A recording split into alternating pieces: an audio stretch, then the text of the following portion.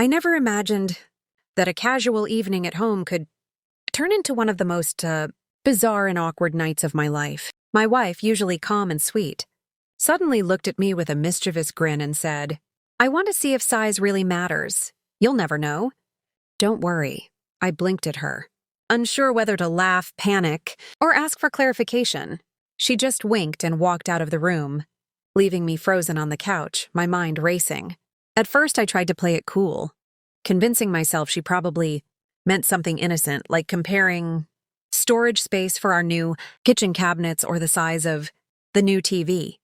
But the look in her eyes told me this was no ordinary domestic experiment. My heart began to pound as I followed her into the living room, where she had somehow set up a strange arrangement of boxes, tape measures, and rulers. "Trust me," she said, clapping her hands together. "We're going to test it scientifically." I swallowed hard, trying to hide my panic.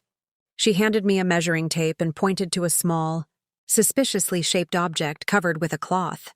My mind was spiraling through every possibility, and the more I thought about it, the redder my face became.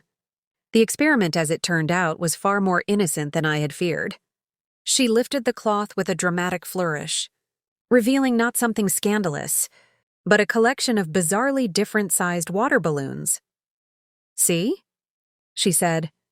"Size doesn't matter if you know how to handle it." Relief washed over me, and I let out a nervous laugh, realizing I had been catastrophizing the entire scenario. She handed me a balloon, and soon we were laughing hysterically as we tried to toss them across the living room without breaking them. Each balloon popped, soaked us in water, and reminded me that her sense of humor was just as sharp as her intelligence. My earlier dread seemed ridiculous now, and I couldn't help but admire how she had turned a potentially awkward moment into pure fun. By the end of the night, we were exhausted, drenched, and laughing until our stomachs hurt. I realized that sometimes the things we fear most are not nearly as serious as our imaginations make them out to be. And while she might have been testing the size of something, what really mattered was the joy and unpredictability we shared in our little adventures together.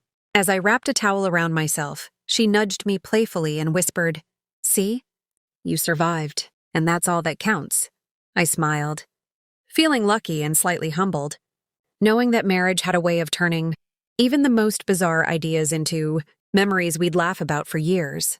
That night, I learned that sometimes curiosity, humor, and a little mischief make life far bigger than size ever could.